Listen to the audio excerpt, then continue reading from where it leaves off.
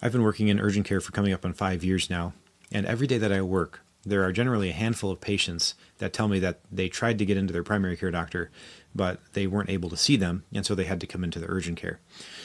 And this is becoming more and more common. It's a known fact. Urgent care utilization is rising, and patients are less and less able to get into their primary care offices for urgent visits, and they then, therefore, more and more need to utilize urgent care.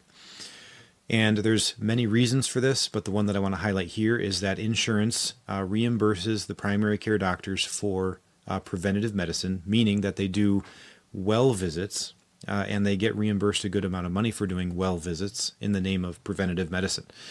Even if you're not sick, they just want to see you and make sure that you're healthy, and then make sure that we're doing all the things that we need to do in order to prevent disease. And this is generally how the primary care doctors are making money.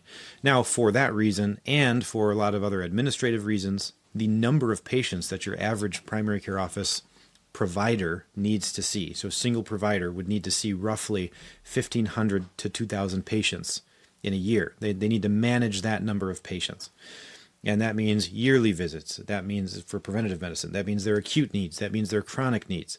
And generally, that number is too high. You just don't have the bandwidth as a single provider to meet the needs of that many people. It's physically impossible.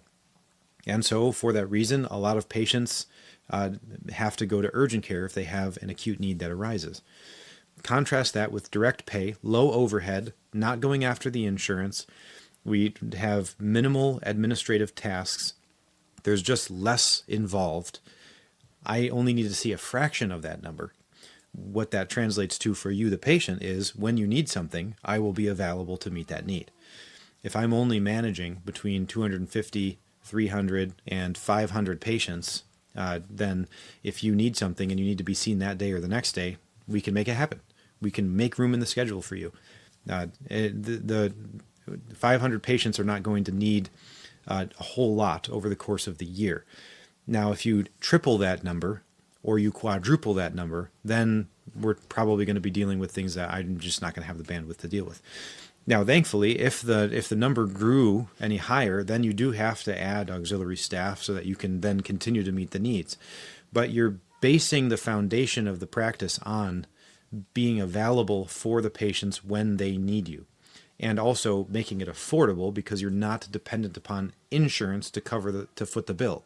You're paying me directly, and I'm directly rendering you the service. And that's how it would work.